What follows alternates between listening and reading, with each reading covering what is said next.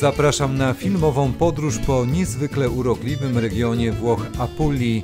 Zwiedzimy Bari, Materę, Alberobello oraz Polignano a Mare.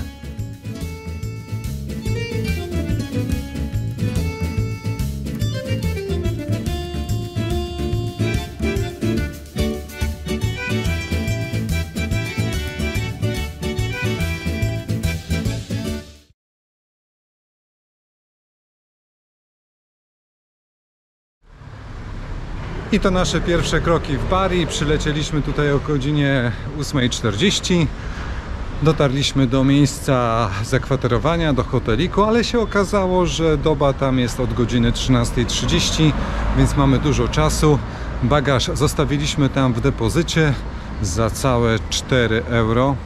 No ale z tą walizką na kółkach trudno, żeby tutaj po tych chodniczkach się poruszać. I teraz idziemy, szukamy dobrej kawy. To znaczy pewnie wszędzie tu jest dobra kawa, ale żeby też było tak jakoś ładnie. Idziemy w stronę wody, w stronę morza.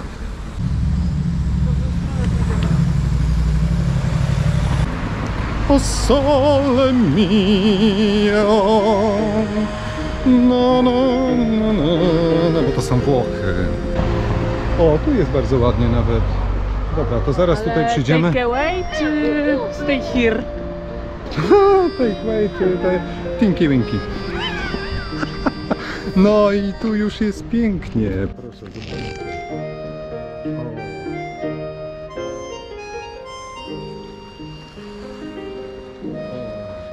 Tak nas wita Bari pod koniec października. Słoneczko, cieplutko. Jest świetnie. Jest już pierwsza kawusia, espresso, cappuccino i ciasteczko. Bardzo dobra, bardzo dobra. Polecam. Przylećcie tutaj, posmakujcie. Ale dobre, niedobre. Pyszne. Fajnie jest wyskoczyć sobie z Polski po prostu na kawkę do Włoch. Lot 2 godziny, bilet w 2 strony. Nam się udało kupić za 200 zł od osoby. Przypuszczam, że można by jeszcze taniej trafić, gdyby się dużo wcześniej kupowało i szukało. No i przylatujecie sobie rano, pijecie kawkę, spędzacie cały dzień. Możecie przenocować bądź nie i wrócić do Polski. My zaplanowaliśmy nasz pobyt na 4 doby. Wykorzystując słoneczną pogodę, promenadą Lungomare Nazario Sauro skierowaliśmy się w stronę miejskiej plaży. Tak ona wygląda z góry.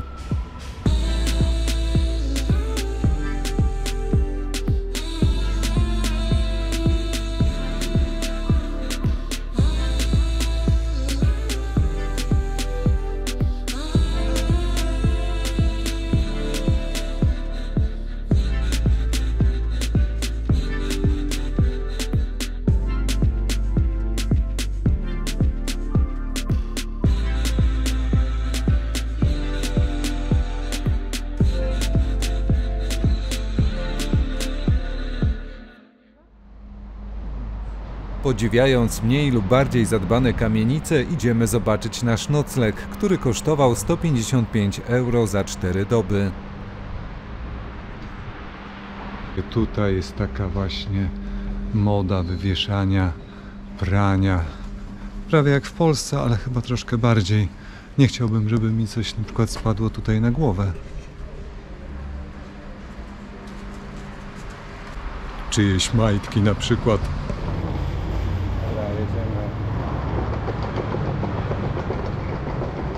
Szukamy teraz naszego hoteliku.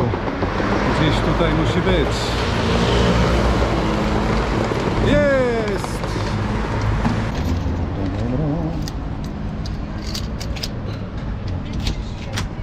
Wow, jest.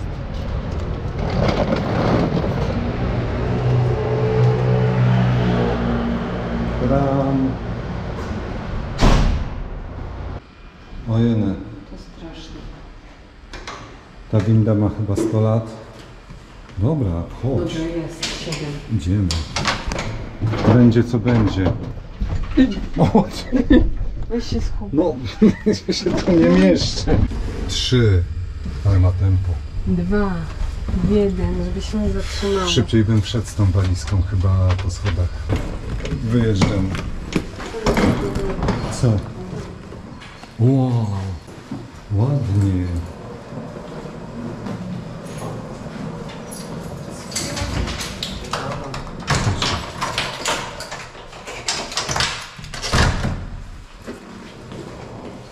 Tadam.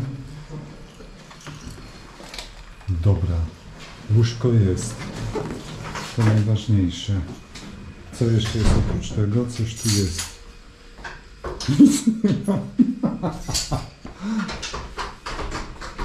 O kurczę. A, jest. No dobra. Jest okej, ślicznie. Otwieram balkon.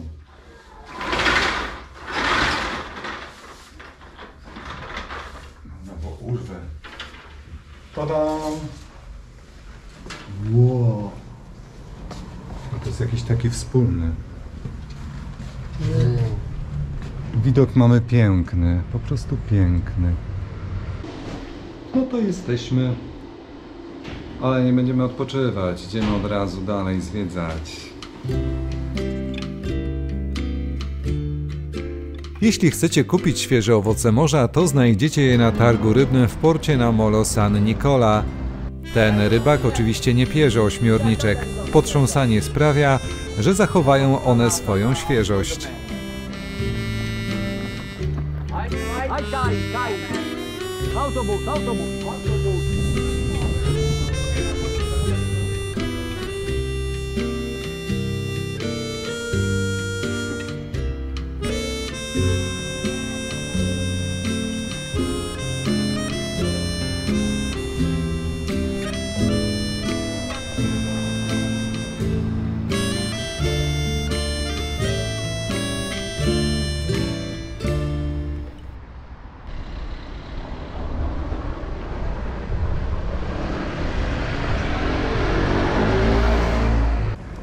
I tu w Bari jest polski akcent, a mianowicie grób królowej Bony w kościele świętego Mikołaja.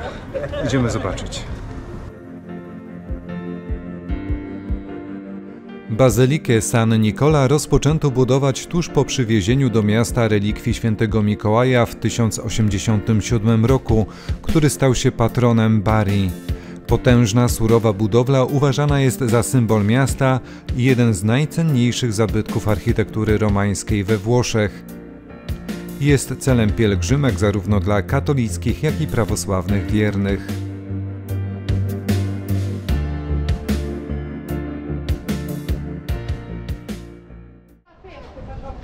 Jak telefon moja, weź foto.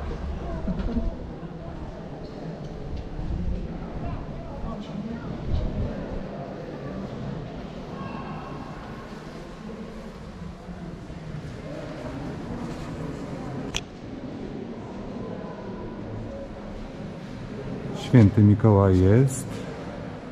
Szukamy grobu królowej Bony.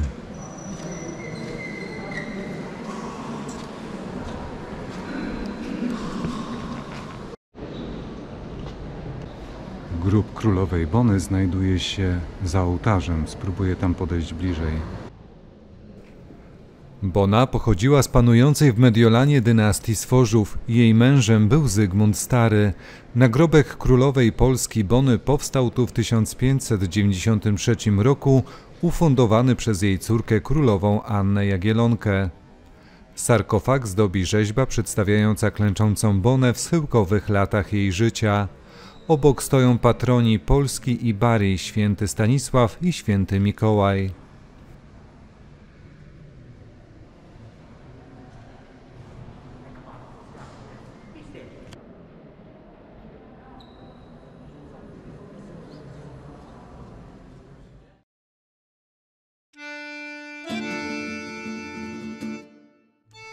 Szukając kolejnych śladów królowej Bony klimatycznymi wąskimi uliczkami Starego Miasta, idziemy w stronę zamku Svevo.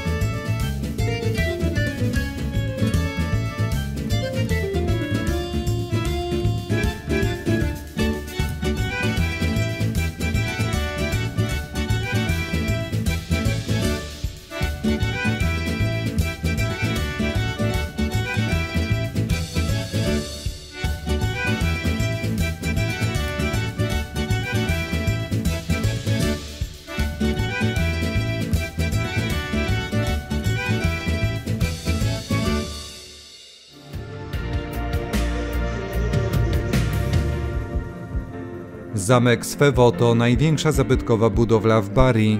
Zbudowany został prawdopodobnie w 1132 roku przez króla Normana Rogera II i wkrótce w 1156 roku zniszczony przez króla Wilhelma I Sycylii. Następnie odbudowany i wzmocniony w 1233 roku przez cesarza rzymskiego Fryderyka II. W okresie panowania Adegawenów budowla przeszła kilka przemian, a po przejęciu przez księcia Ferdynanda Argońskiego została podarowana rodzinie Sforzów i przekazana królowej Polski Bonie Sforza, stając się znaczącym centrum polityki i kultury. Po śmierci Bony zamek został zwrócony królowi Neapolu i przekształcony w więzienie oraz koszary.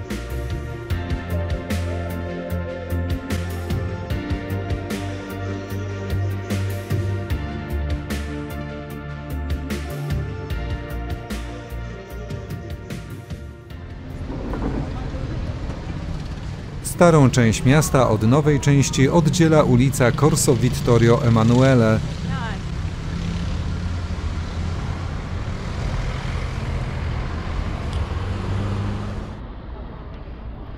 Nowa część to już współczesne kamienice z markowymi sklepami, parki, deptaki i fontanny.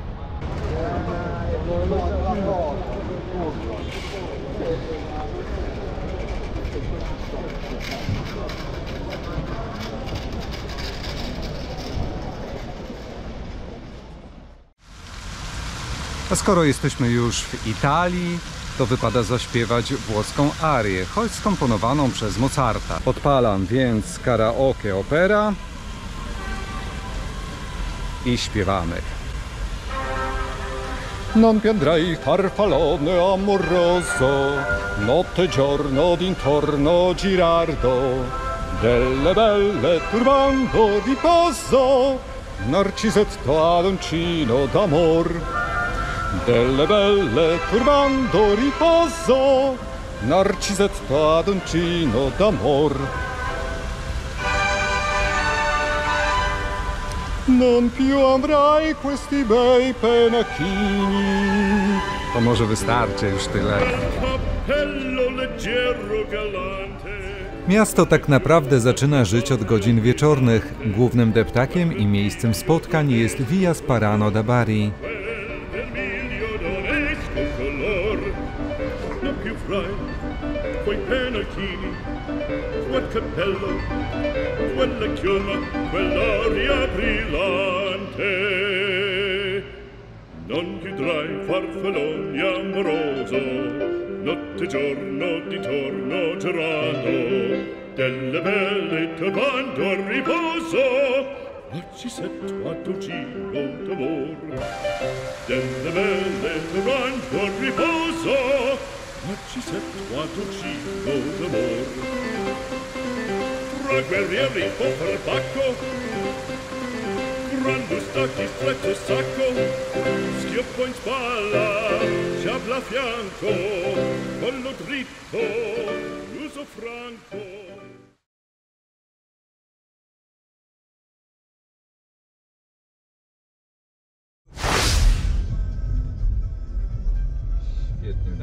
Podróż samochodem z Bari do Matery trwała około 50 minut. Najpierw trafiliśmy do nowszej części miasta, tak więc aby od razu dojechać do starej części, należy wpisać sobie w nawigację Sassi di Matera. Gdy tak zrobiliśmy, to po kilku minutach jazdy uliczkami odsłonił nam się niesamowity widok na kamienne miasto.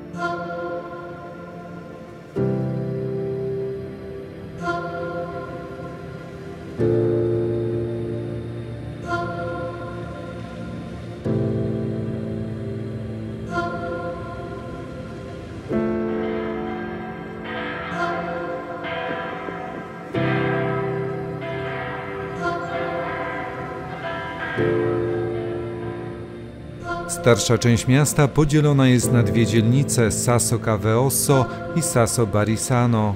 Sasso to w tłumaczeniu kamienie, bowiem to w jaskiniach powstały tu pierwsze mieszkania. To miejsce jest jedną z najstarszych stale zamieszkałych miejscowości na świecie, gdyż początki tutejszego osadnictwa sięgają paleolitu. W kolejnych epokach nad jaskiniami dobudowywano z kamienia kolejne mieszkania.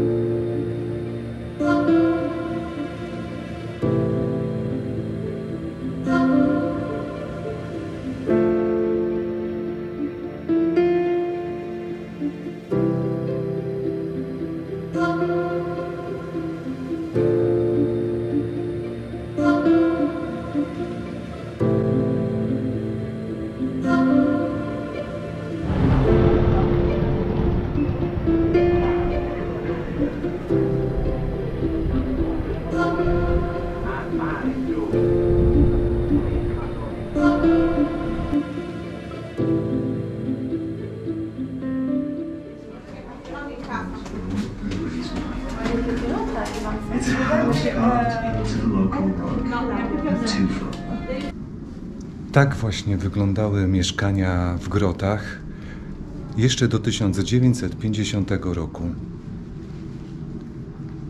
Wszystko było w jednym pomieszczeniu, jak widzicie. Sypialnia, kuchnia, a z tyłu coś jakby obora, gdzie był osiołek i inne zwierzęta. To właśnie te spokojne uliczki stały się m.in. planem filmowym 25. części Bonda pod tytułem Nie czas umierać.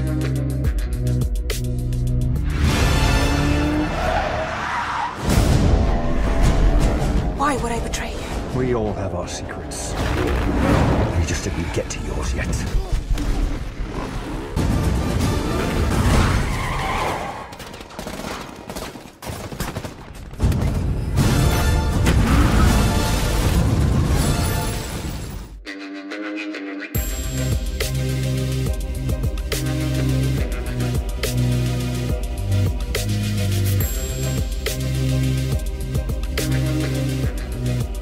Materze poświęciłem także oddzielny, dłuższy film, który znajdziecie tu.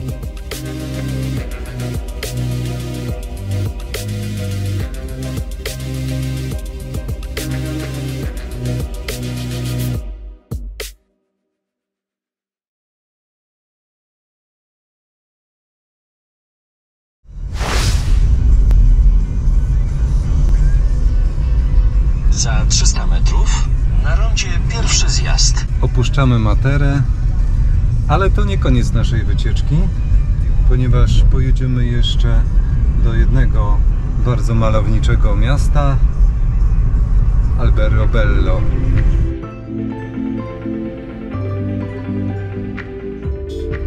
Widzicie ten mały domek jakby z krainy Smurfów? To znak, że wjechaliśmy do regionu Alberobello. Jesteśmy już na tarasie w centrum miasteczka Alberobello, które słynie z unikatowych form budownictwa domów typu trulli, które są okrągłe i mają stożkowate dachy z kamienia.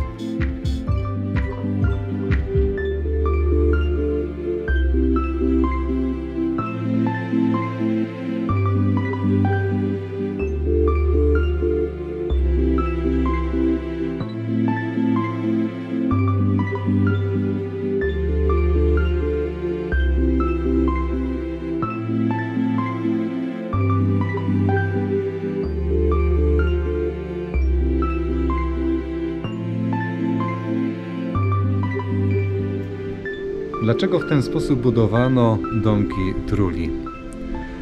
Powód był bardzo prozaiczny, aby nie płacić podatków. Właśnie forma taka prosta budownictwa powodowała to, że tych podatków nie płacono. A kto budował bogato, no to niestety musiał płacić podatki. Domki trulli ze względu na swoją oryginalność również wpisane zostały na listę Światowego Dziedzictwa UNESCO.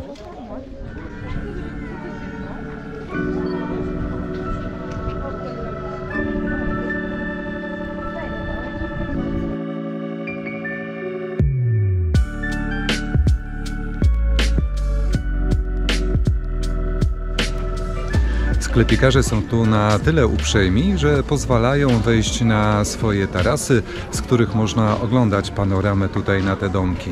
Wejdziemy do jednego z nich.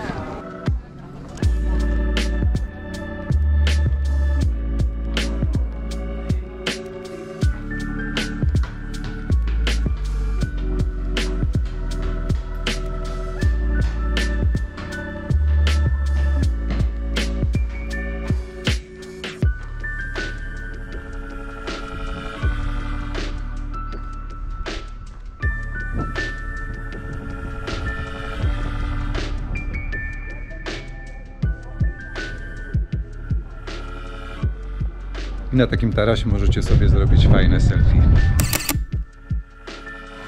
I jak już skorzystacie z tarasu, to pamiętajcie, że miło będzie danemu sprzedawcy, jeśli kupicie u niego jakąś pamiątkę.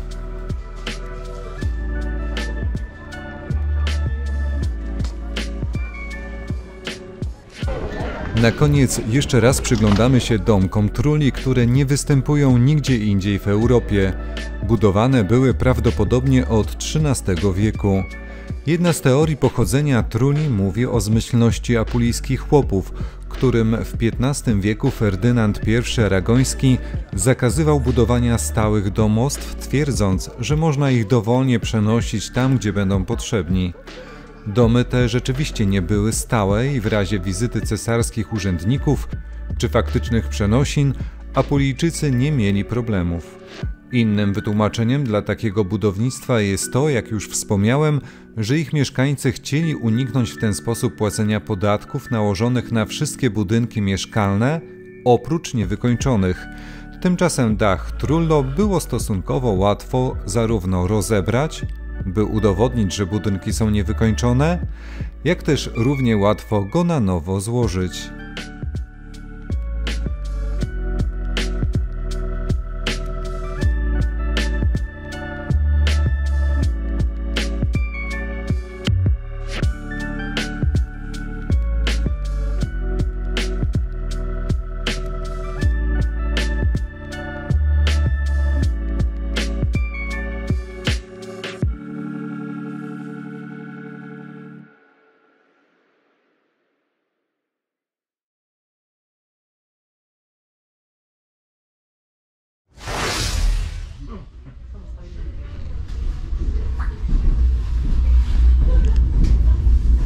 Do Polignano a Mare udaliśmy się pociągiem z dworca Bari Centrale. Bilet w jedną stronę kosztuje 2,60 €, a podróż trwa około 40 minut. Proszę pokazać bilet. Utilizzato frequentemente le mani, anche utilizzato gli appositi dispenser presenti a questo treno. Ed è Dziś mamy 28 października, piękna słoneczna pogoda, a więc w planie plażowanie na jednej podobno z piękniejszych plaż na świecie, położoną pomiędzy skałami. Czy rzeczywiście jest taka ładna, to za chwilę się przekonamy.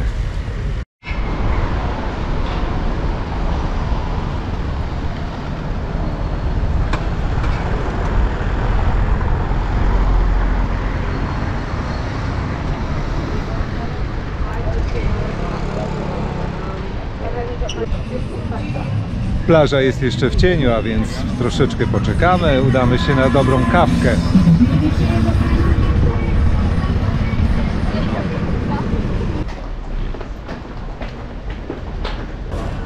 To mamy typowe włoskie śniadanko.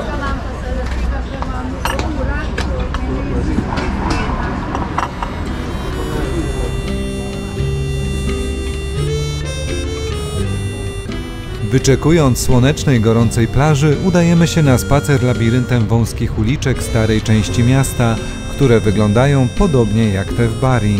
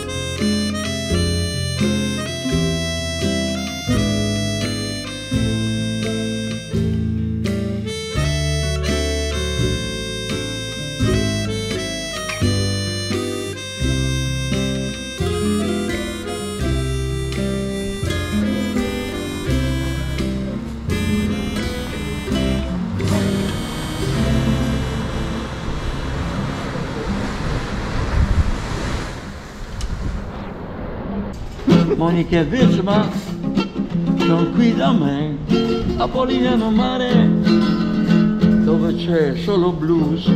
Oh Witzman tu e Monica, per sempre nel mio nuovo blues. Welcome to Polignano Mare. Witzman e Monica, per sempre, benvenuti da noi. Ciao Monica, ciao Witzman. Brawo! Po wysłuchaniu tej dedykowanej nam piosenki pozostało już nam udać się na wyczekiwaną plażę.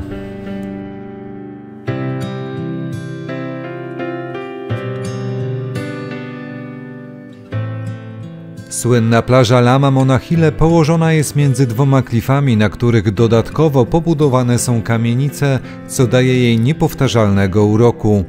Woda jest tu bardzo czysta, ale niestety plaże, jak i dno są kamieniste.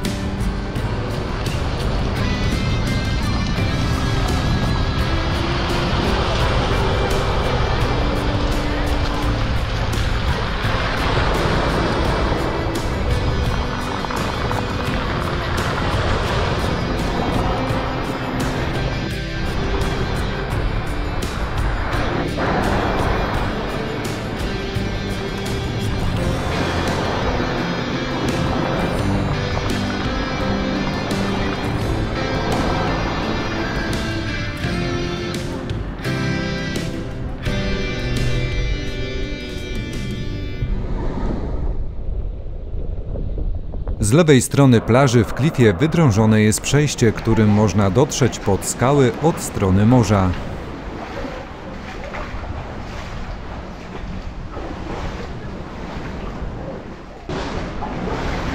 Idę jakąś jaskinią, woda jest zimna, lodowata wręcz.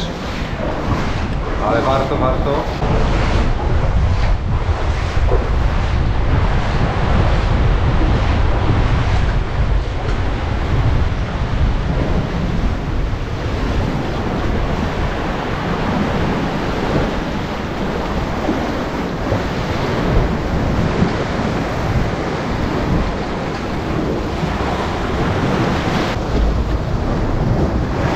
Mnie nie zmyło tutaj.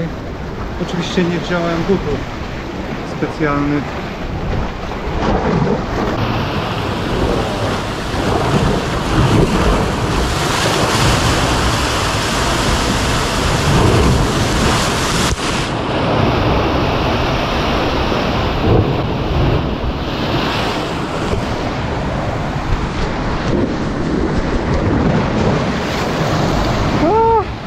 Jestem cały mokry. Zmyło mnie tu. Słuchajcie, oberwałem niezłą falą.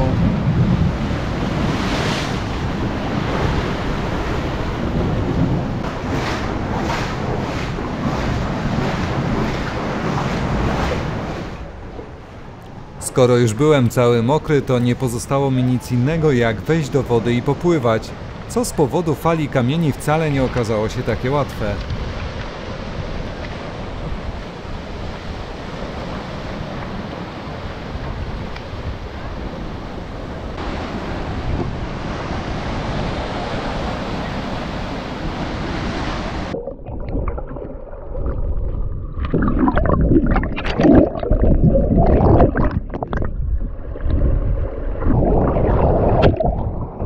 Super jest.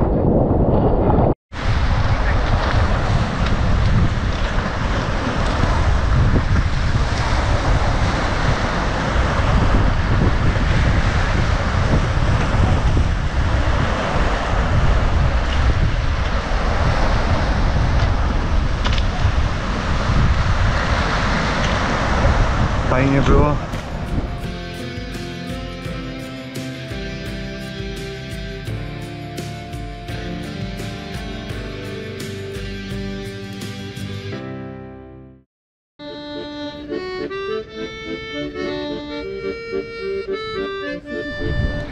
Żegnamy się z pięknym regionem Apulii. Zwiedziliśmy Materę, Alberobello, Bari. No to skoro teraz było szlakiem Jamesa Bonda, to kolejny szlak będzie Louisa Define. Ja do Saint-Tropez, do słonecznego Saint-Tropez. Do Montpellier. Okej, na razie. Montpellier.